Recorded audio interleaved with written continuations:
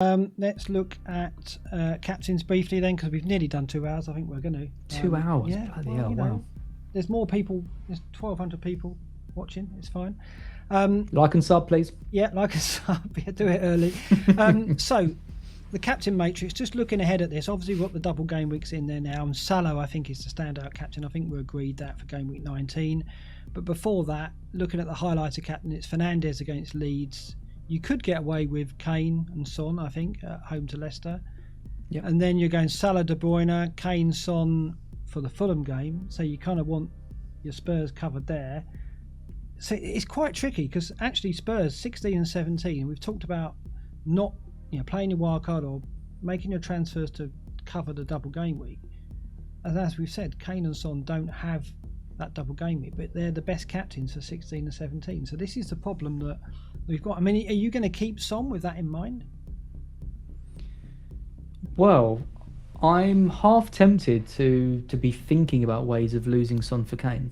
Right, so you're going to make the swap. Even though Son's done well for me, I have turned to your way of thinking, which you said a few weeks ago, because I kept Son, you had Kane, and you ended up losing both of them somehow, which I was amazed you sold Kane. Yeah, very reluctant.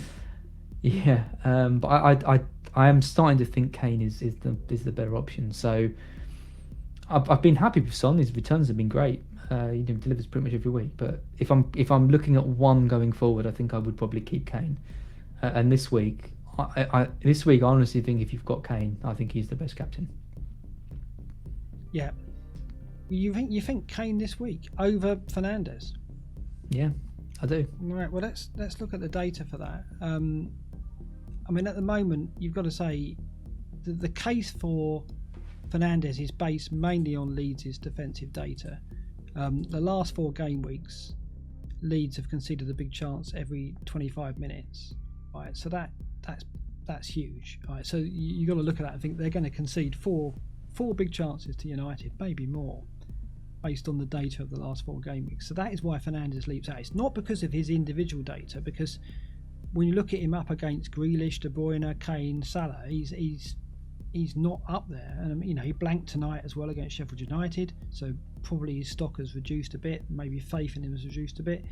But for me, the only reason I'm looking at Fernandes is because of that Leeds defence, that they will concede chances, and I just think that will mean 2-3 goals for United is what I'm thinking.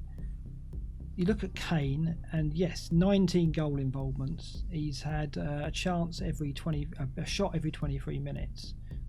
So he's right up there with that, and shot in the box every 37.5 minutes. Only Salah's done better than that in terms of the captain candidates. But it's the Leicester defence. But the Leicester defence, though, is no great shakes recently. I mean, against Everton, they looked fragile, didn't they?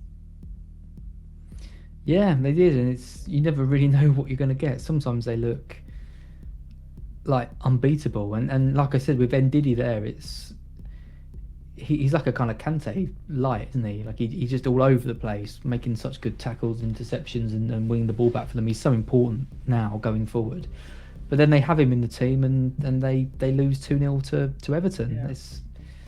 Yeah. It's a bit bizarre. You kind of don't really know what you're going to get with them. Narrow win over Sheffield United, a loss to Fulham, and then a massive win against City earlier in the season.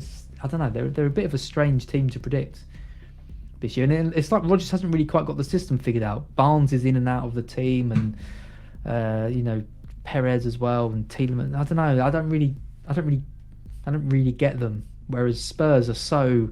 It's the same with West Ham as well. They just know exactly what they're doing. All the players know. It's so well drilled.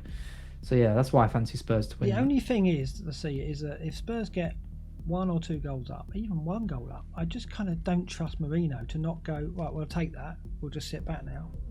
Yeah. That's my concern. Of all the top teams, of all the teams that have captain candidates in them, Spurs are the most likely to manage the game out from a ridiculous point. Even if they're 1-0 up at half time, they'll spend the second half just camped in their own box, defending against Leicester and going, well, try and score.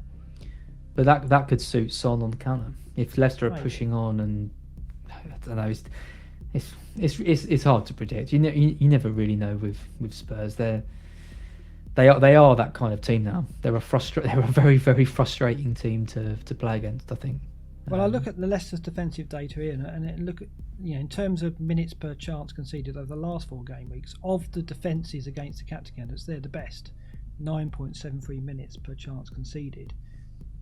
I just don't think Spurs will score many goals against them, and I don't think Mourinho goes out to score many goals these days. So that's why I'm more inclined to go Fernandes, because I just think it's going to be a more open game, and Leeds will concede ground and space to that United attack. And Fernandes, he didn't do it tonight, but I don't think that's a reason to go, well, we're not going to back him against Leeds. So I'm sticking with Fernandes myself. We haven't got Severt's captain. I will get that, and I will tweet that out. Tweet it. So are you not going to go Fernandes then? Well, I haven't got Kane, so Well, I'm going to have to. It's a little bit reluctant. I think Kane can deliver in that game. I think Fernandes can deliver in that game.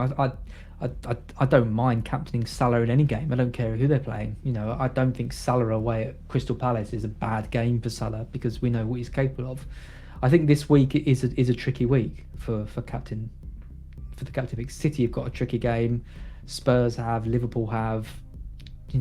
Everyone. I mean, if anything, the Chelsea game is a good game, but there's no options with their attackers, is there? With Ziyech out and Pulisic and Werner not really in the team. So yeah, I think it's a bit of a coin flip. So I'm probably going to just stick with Fernandes.